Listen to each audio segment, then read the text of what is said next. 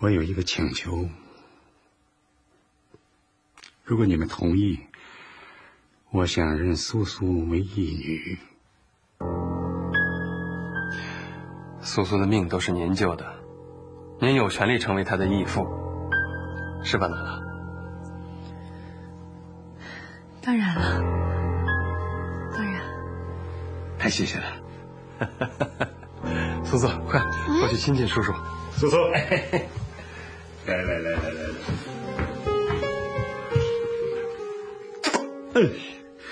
你带看，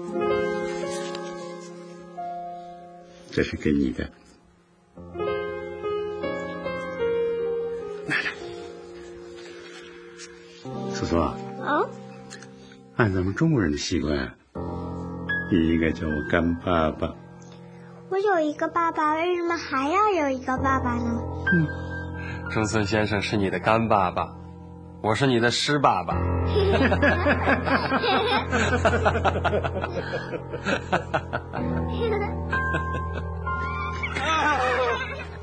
抓紧了，爸爸啊！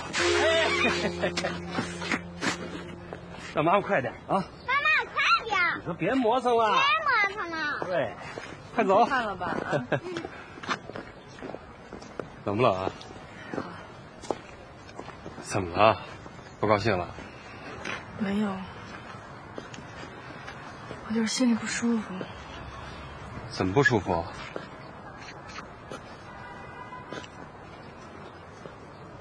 栋梁，你是变化太大了。我变了？怎么变了？今儿在中村家，你说了多少假话，你自己都忘了。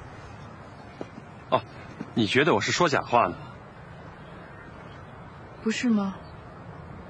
中村是个什么样的人，你应该很清楚。爸爸也不喜欢他，你让孩子叫他干爸，这不是认贼作父吗？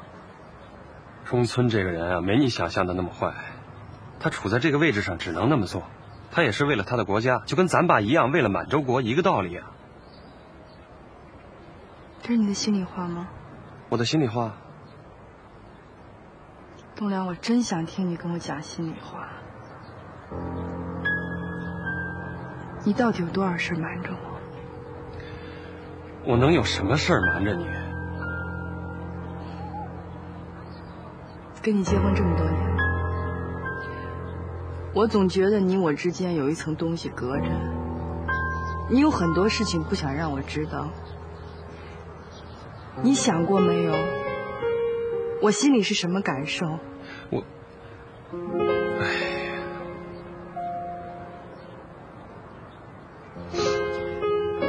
今天咱们既然把话都说明白了，我就问你一句：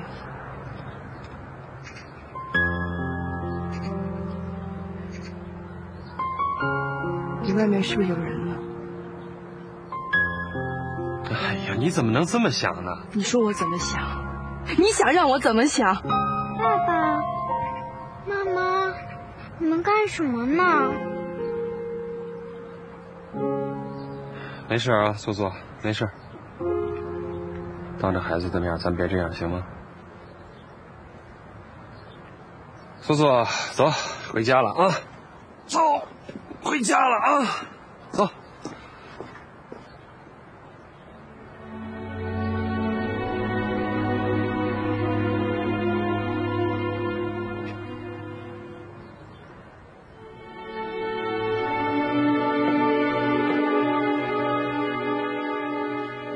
爸。喂。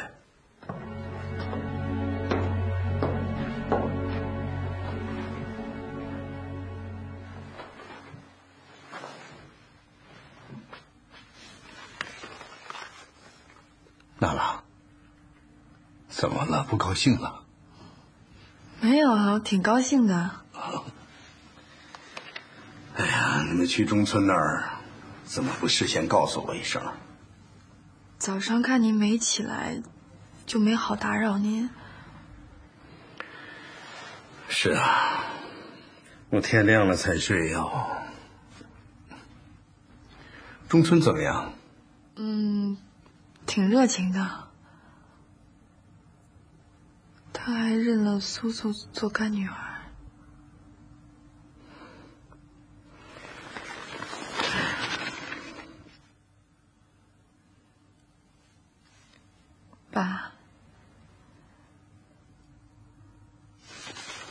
爸，我说过你们不用去看他，这里面的人情由我来处理。这是栋梁的意思，他总觉得中村救了苏苏，不去戏好像不太合适。爸，你别操心了，他们聊得挺好，中村也挺高兴的。我是真不愿栋梁和你介入到这些乱七八糟的事情里面。你们是读书人，是知识分子，那读书人就应该干读书人的事情，什么政治了、权力了，那离个越远越好。我知道。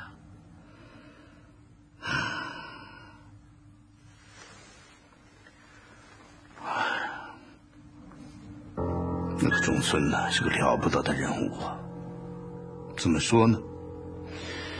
他有正派耿直的一面，也有虚伪狡猾的一面的。这个人头脑灵活，擅长权术和统治。你看他表面温和，内心却果断凶狠。谁要是侵犯了日本人的利益，他是绝不会放过的。总之，这个人是个危险的人呐。和他交往要万分小心啊。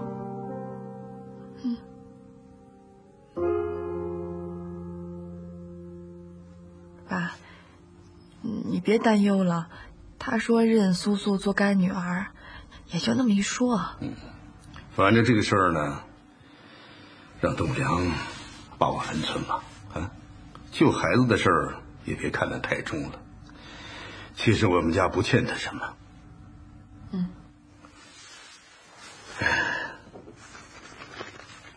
栋梁最近干什么呢？我不太清楚。哦，对了，管家突然提出要回家。这徐叔在咱们家干了20年，这好好的干嘛要走啊？不知道。他跟我说他年纪大了，是想回家养老。这徐叔可是个老实人，对咱们家又那么好。是啊，我跟他说养老可以啊，那就在我这儿养嘛。嗨，我一再挽留，他就是死活不肯呐。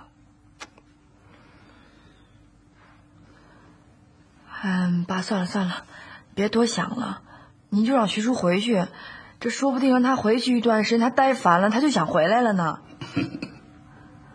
哦，他明儿一早就要走了。明儿就走啊？就是，你先去看看他，来，你把这些钱先带给他，让他随时回来啊。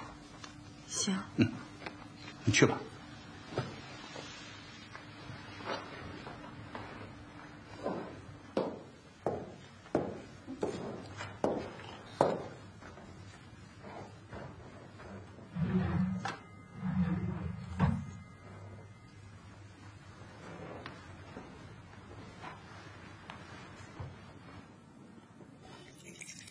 还生气呢？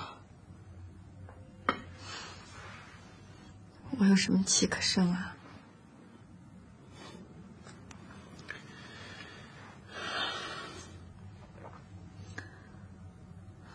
徐叔要走了。去哪儿？他不想干了，回老家。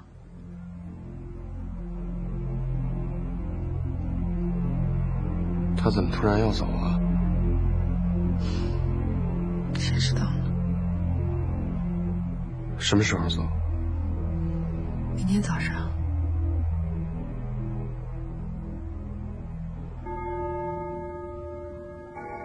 车安排好了吗？安排好了。哎呀，老徐啊，你在我们家干了20多年了，我有什么关照不到的地方，你多担待啊。再想想住烦了，那就再回来住啊。我老了，退职的时候总得找个岁数差不多的人说话吧。我们家的门随时朝你打开。老爷，你什么话也别说了，多保重。多保重。老爷啊，好好好。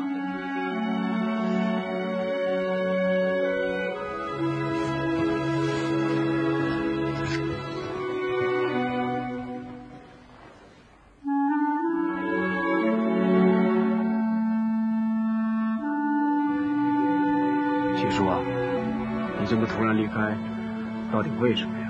不为什么，就是老了干不动了。你要是不愿意说，我就不问了。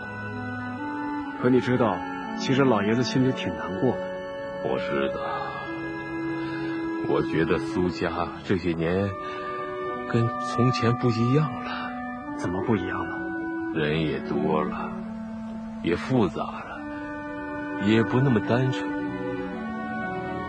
你是说，娜拉结婚以后？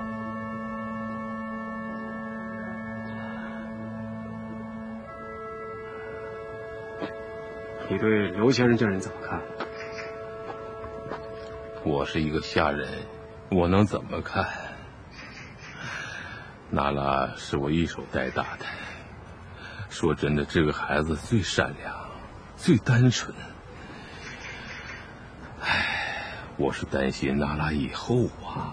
以后会怎么样？这个我也说不好。反正我觉得苏家这些年人情衰败了，屋里屋外冷森森的，还不如当年娜拉小时候。是啊，我也有这种感觉。这个刘先生啊，怎么说呢？徐叔啊，你都要走的人了，还这么吞吞吐吐的，你怕什么呀？就是有什么问题，也是我陈铁兜着呀。主要是娜拉那么好，她又那么喜欢刘先生，你说我一句话说不好，万一落下埋怨，将来还怎么来往？徐叔，今天你说的话，天知地知，你知我知，别有什么负担。你一走，这个家我来当了，我以我的人格担保。哎呀，其实我真不该这么说，这么说了以后，感觉对不起娜拉。你不说才对不住娜拉呢。怎么说呢？那个刘先生，我觉得他是个挺阴的人。怎么见的？反正我对这个人没什么好印象。你看他平时文质彬彬，待人又和善，可是你总觉得在他身上有股冷劲儿，在他身边就感觉浑身发凉。你看他平时总不愿意坐在光亮的地方，总是躲在角落里。看人的时候不直接看，总是透过玻璃的反光来观察后边的事儿。怎么说呢？刘先生这个人让人感觉挺害怕。你是什么时候开始有这种感觉的？你还记得有一次娜拉半夜找他，把我们大家都惊动起来那次不？记得。我就是从那件事以后才感觉到这个人有点怪。这些话有机会我要跟老爷子委婉的说说。对这个刘栋梁还是要当心一点。我说陈铁啊，你听我一句话，轻易别多这个嘴啊。不管怎么说，他是娜拉的丈夫，老爷又是那么喜欢他，我们都是下人，干嘛讨那个厌呢？你说呢？徐叔，不走了，上车吧。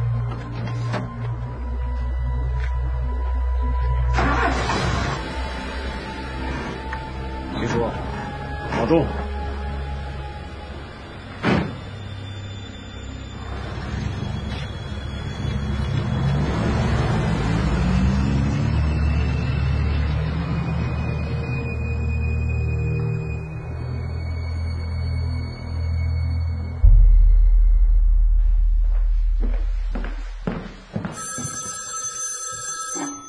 喂，你好。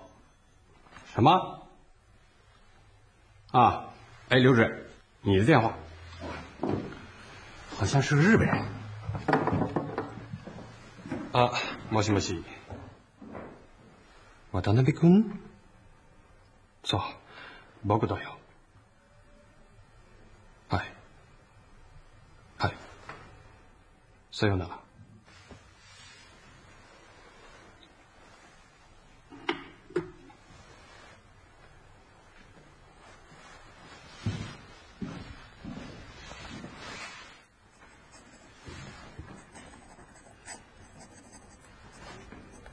最近好像外事活动挺多的。啊，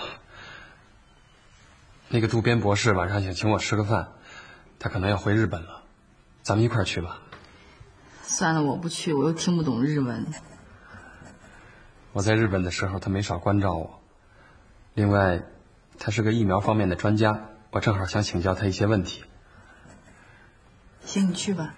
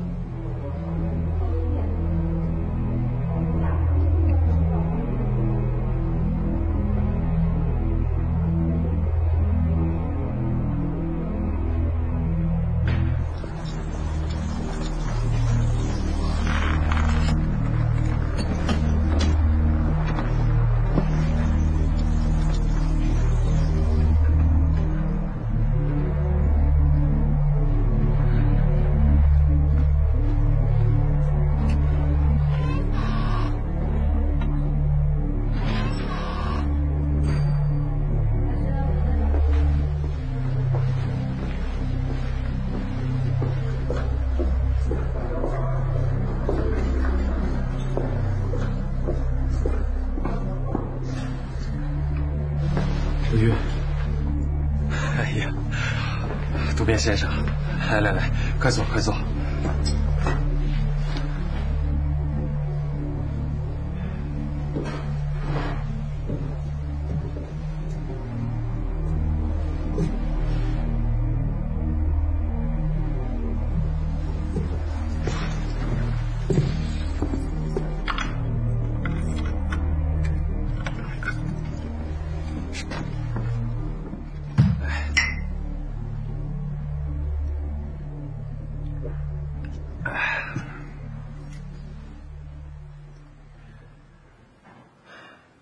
渡边君，你看起来很疲劳啊。在满洲，我没有睡过一天踏实觉，每天都在做噩梦。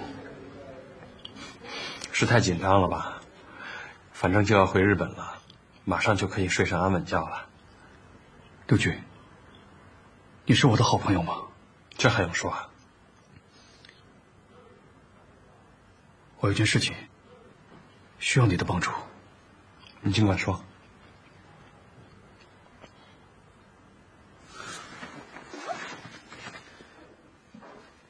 替我保管好这些资料，拜托了。这是什么？这些是我2年来的研究资料和笔记。这么重要的材料，你为什么不随身携带呢？说来话长，你知道，我毕业后就一直留在神奈川县县产中央研究所当所长。我带的学生成功的研制了霍乱、伤寒等疫苗，又研制超声波来制造疫苗。这些我在报上都看到过。但是，有一天满洲731部队的石井四郎博士找到我，请求我到满洲731部队工作。你知道，我不是现役军人，没有必要听从军部的命令，我就拒绝了他。但是石井四郎威胁我，如果我不听从他的命令，他就要动用军部的力量找我的麻烦。我没有办法，只好答应了他。来到这里，我依然做我的疫苗研究实验。这个满洲731部队不是个吉水的后勤部队吗？刘局，有些事情牵涉到帝国的最高军事机密，你知道了没有任何好处。是，所以你没必要跟我讲这些。我只是一个普通的小老百姓，我不想惹任何的麻烦。我理解，但是我要说的是，下周石井四郎从新京回来，我就要向他递交辞呈，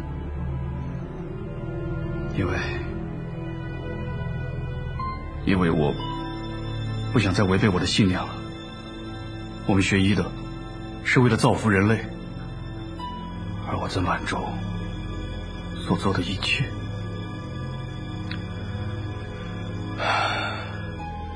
我不想再违背我的信念了。您又不是现役军人，提出辞呈应该不会有什么麻烦吧？我也希望是这样。但是刘军，如果我真的递交了辞呈，那么我的一切都要受到监视，我的所有物品都要受到检查。也许我个人的安全也都没有保障了。你只要帮我保管好这些资料，等将来战争结束了，取消了邮政检查，在我需要的时候再把它寄给我。这可是我2年来的心血啊！而且我在满洲731部队工作的这2年是非常特殊的2年。为了你和我个人的安全，我不便向你说明。但是我要说的是，刘军，这是人类历史上绝无仅有的特殊时期。我的资料和成果都是不可复制的，从前没有，将来也不会再有了。拜托了，刘局。我以一个日本学者的良心向你保证，我在任何时候都不会出卖你。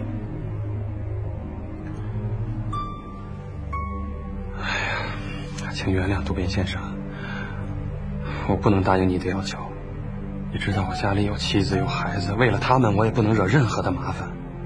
刘军，如果你不答应，那么用这么多人生命换来的资料就没有任何意义了。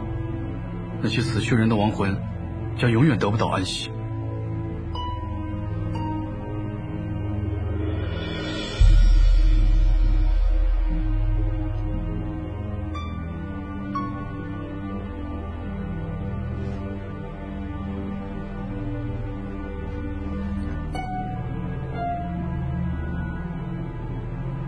好吧，我答应你。多谢了，刘军。你放心吧，就算我死了，我也不会说出去的。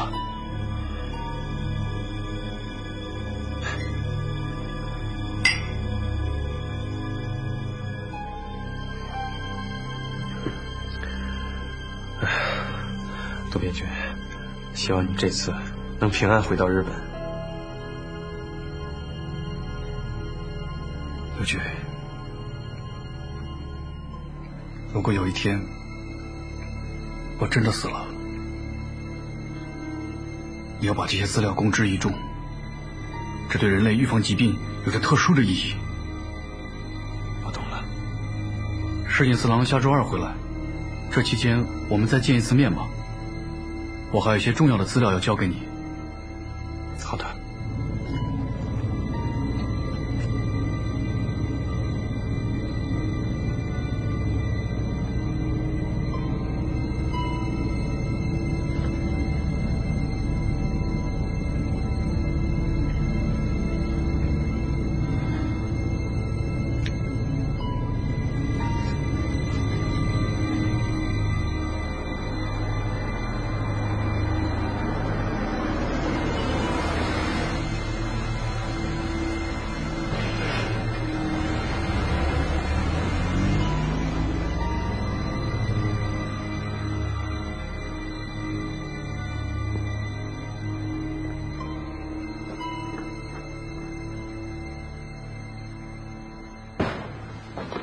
陈田，等一下。明天你早点回来，我有事找你。什么事儿？到时候你就知道了。我找你这事儿，你别告诉我爸爸。好吧。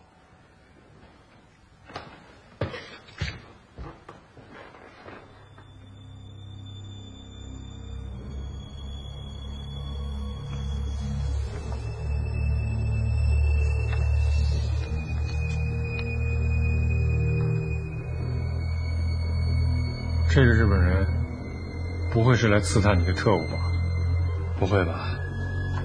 他要是特务，那你我还跑得了吗？你别冲动，还是小心点好。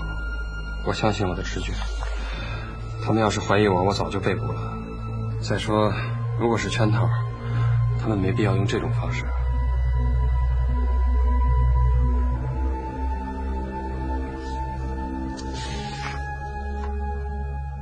怎么样？这个材料可信吗？我觉得可信。我认为这些材料非常的珍贵。有没有提到活体解剖的事情？没有。这些数据都是一些结论性的东西。他显然回避了实验中的一些具体过程。但是我知道，有些数据是必须要通过活体实验才能得到的。我懂了。朋友，我有一个突如其来的想法，不知道你怎么看？你说。趁你们下次见面的机会，绑架这个渡边博士，然后通过抗联把他送往苏联，让盟军和全世界都知道日本人的暴行。我们有一条秘密通道，可以穿透敌人的封锁线。值得庆幸的是，这个通道目前还没有被敌人破坏。你的想法很好，但是我不能同意这个计划。为什么？我不能绑架渡边先生，他是个好人，是个知识分子。你知道吗？在日本还有妻子和孩子在等着他。老杨，尽管我是地下党成员，但是我真的不想去做亲手去杀人、绑架之类的事儿，更何况我要面对的是渡边先生。你以为日本人能放过交出刺城的渡边先生吗？这涉及到日本帝国的最高军事机密，石井四郎能让他平安回到日本吗？你想过没有？绑架了渡边先生，其实是救了他的命。随着战争的结束，渡边先生自然会平安回到家人身边。而你现在让他去递交辞呈，无疑是让他去送死啊！再说了，如果我们能够揭露日本人的暴行，这对激起那些未参战国家的反法西斯热情，意义是不可估量的。你让我考虑一下。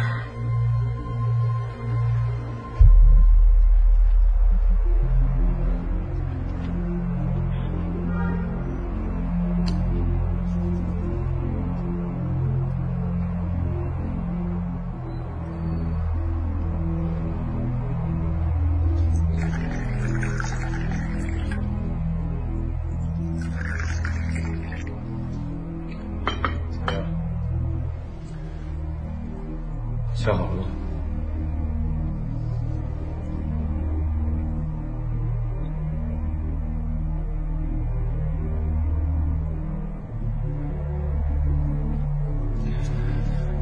好吧，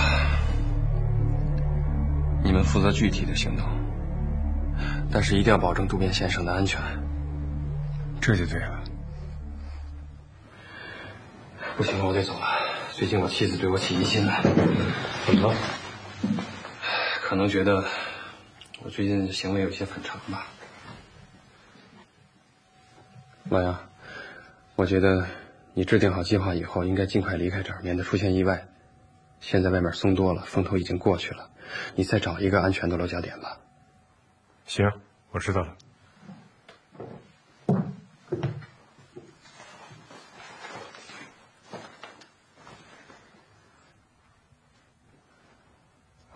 对了，还有一个特别不好的消息我要告诉你。我在苏春来的工作笔记上看到了他们最近要向731部队特别移送46个人，其中可能会有张强。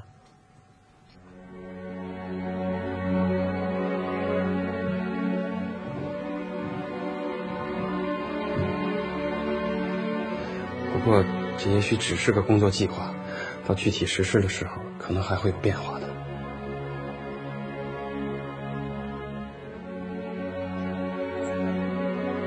行了，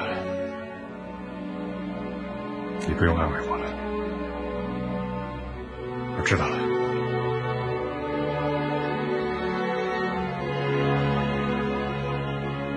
我走了。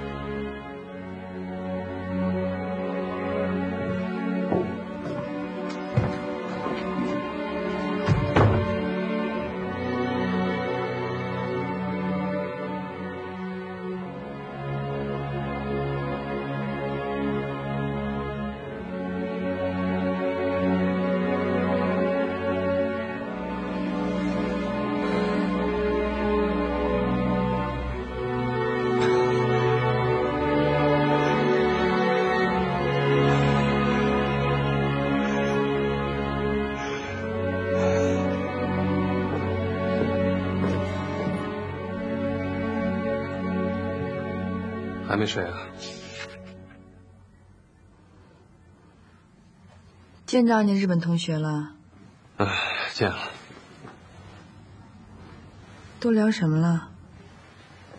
没什么，叙叙旧。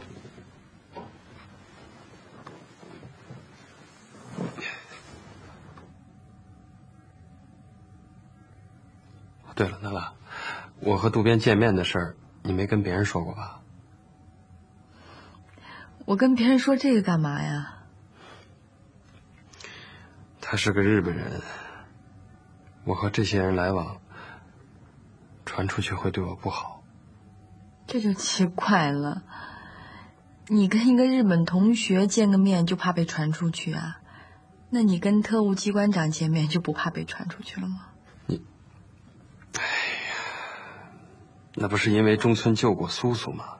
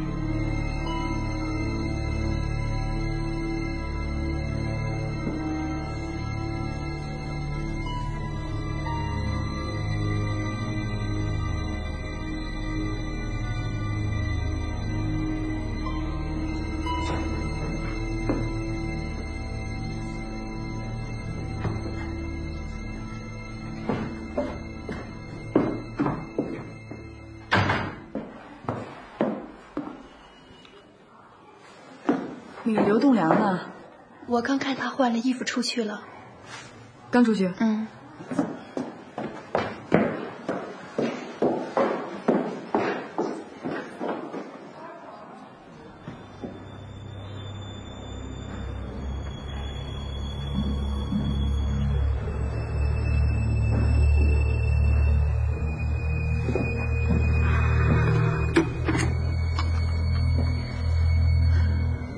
麻烦您接苏公馆。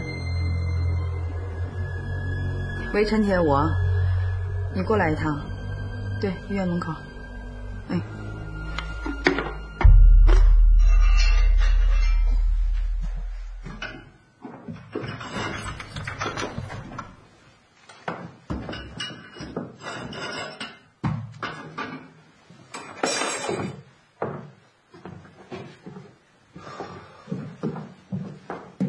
老杨，这屋里来过别人。我正要跟你说呢，是老罗跟老许。我不是跟你说过吗？这个屋子里除了你，谁也不能来。我让他们送武器来了。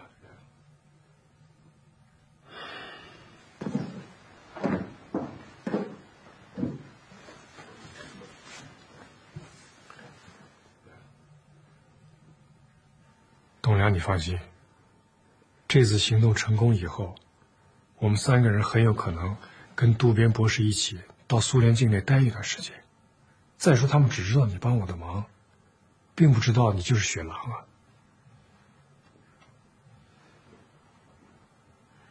你知道吗？如果我们这次能够顺利地把渡边博士带到苏联境内，向全世界揭露法西斯的罪恶，那将是我们哈尔滨地下组织有史以来最成功的一次行动。